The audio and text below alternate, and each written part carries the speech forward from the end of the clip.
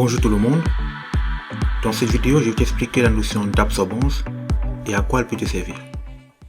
Je vais également t'expliquer les choses essentielles à retenir sur la loi de Beer-Lambert. À la fin nous allons résoudre cet exemple d'application.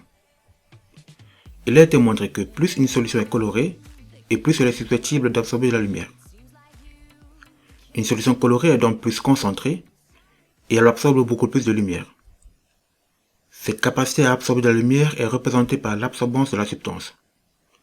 Elle représente la quantité de lumière absorbée par une solution. Elle est notée A et est sans unité. Elle est mesurée à l'aide d'un dispositif comprenant un spectrophotomètre, la solution analysée et une source de lumière monochromatique. L'absorbance est directement proportionnelle à l'épaisseur de la solution traversée et à la concentration du soluté. Cette relation de proportionnalité peut être convertie en une équation appelée loi de Beer-Lambert. Cette loi dit que, pour une longueur d'onde de lambda fixée, si la solution est suffisamment diluée, l'absorbance d'une solution est proportionnelle à la concentration C de l'espèce colorée. Elle s'écrit A égale K fois C. A c'est l'absorbance sans unité et C c'est la concentration en mol par litre. K est le coefficient qui dépend de l'épaisseur de la solution traversée et de l'espèce colorante. Elle vaut epsilon fois L, avec epsilon qui est le coefficient d'absorption molaire de l'espèce colorante et L l'épaisseur de la solution traversée. Ce que tu dois retenir ici finalement, c'est qu'il existe une relation de proportionnalité entre l'absorbance d'une solution et sa concentration et qui est décrite par la loi de Beer-Lambert. C'est par exemple le cas de cette solution mère et de ces 6 échantillons de cette même solution plus diluée. Plus la solution sera diluée, plus la concentration sera faible et plus l'absorbance le sera également. Revenons maintenant dans cet exemple à droite. N'hésite pas à mettre pause pour t'exercer à la résoudre de toi-même.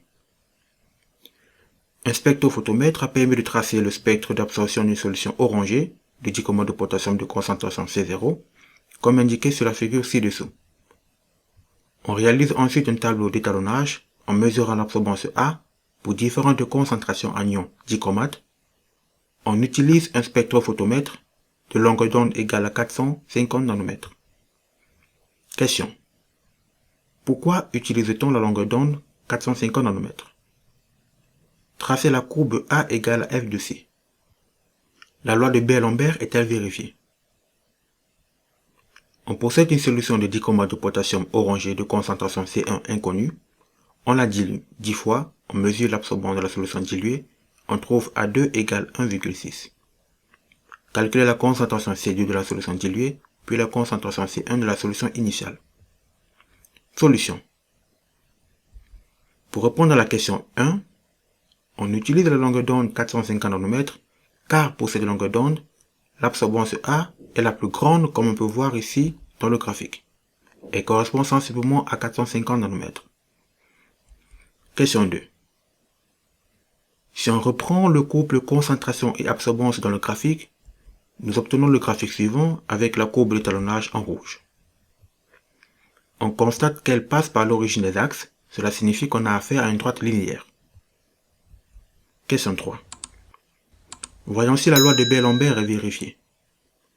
La loi de Beer-Lambert s'écrit A égale à K fois C et elle traduit une fonction linéaire. Sa représentation graphique doit être une droite passant par l'origine. Le graphique tracé représente bien une droite passant par l'origine, alors la loi de Beer-Lambert est donc vérifiée. Question 4. Pour répondre à ces questions, tu dois te servir du graphique A égale à F de C. Tu peux donc faire par lecture graphique en reportant la valeur de l'absorbance A2 égale 1,6 et noter la concentration équivalente. On peut donc noter aisément C2 égale à 14 fois 10 exposant moins 4 mol par litre, qui est égal à 1,4 fois 10 exposant moins 3 mol par litre. Puisque la solution initiale de concentration C1 a été diluée 10 fois, cela veut dire que la concentration de la solution phi est 10 fois moins concentrée. On peut donc dire que C1 égale à 10 fois C2, qui est finalement égal à 1,4 10 exposant moins 2 mol par litre. Voilà, merci d'avoir regardé cette vidéo. Si elle t'a plu, lâche un pouce bleu et abonne-toi pour ne pas rater les prochaines vidéos. D'ici là, portez-vous bien. Peace.